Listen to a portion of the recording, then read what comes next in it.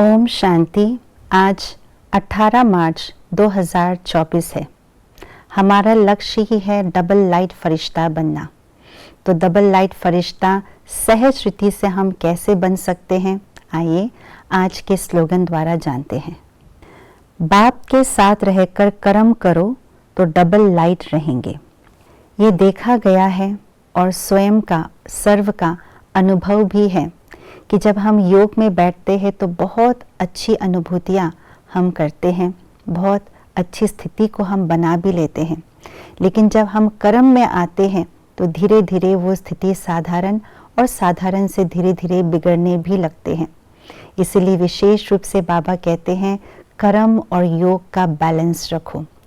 कर्म करते हुए भी हम डबल लाइट स्थिति का अनुभव करें, इस पर पूरा अटेंशन बाबा ने हम सब बच्चों को खिंचवाया है। तो डबल लाइट स्थिति क्या है? डबल लाइट का अर्थ है संकल्पों से भी लाइट रहना, वाणी से भी लाइट रहना। जब हम कर्म व्यवहार में आते हैं तो दूसरों के साथ हम संबंध संपर्क में आते हैं तो उन संबंधों में भी लाइट रहना।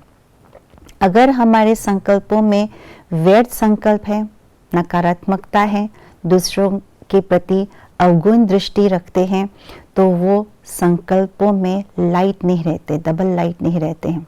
अगर वाणी में करावट है, कठोरता है, तो वाणी में भी लाइट नहीं है।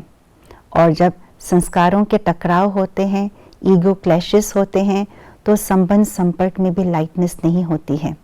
इसलिए बाबा कहते हैं इस बात पर अटेंशन रखना है, कर्म करते हुए भी लाइट रहना, डबल लाइट रहना। तो उसके लिए बाबा ने यही विधि बताई है कि अपने आप को लाइट समझो।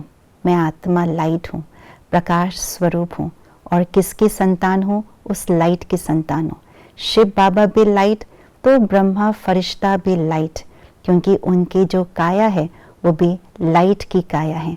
दोनों ही पिता मेरे लाइट हैं, तो उनके संग रह करके हम कार्य करते हैं तो लाइट के संग रहने से हम भी लाइट बन जाते हैं, संग का रंग लग जाता है। तो मैं भी लाइट, बाप दादा भी लाइट।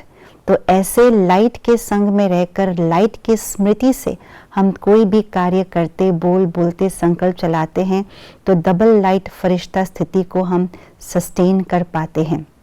और साथ ही साथ दूसरों को भी हम लाइट के रूप में देखें, ये मेरी लाइट है, भाई है, आत्मा भाई है। तो इस प्रकार से जब हम अभ्यास करते हैं, बाबा मेरे साथ है, डबल लाइट फरिश्ते शिव बाबा प्रकाश मेरे साथ हैं, तो हम डबल लाइट स्थिति को सहजता से प्राप्त कर सकते हैं। ओम शांति।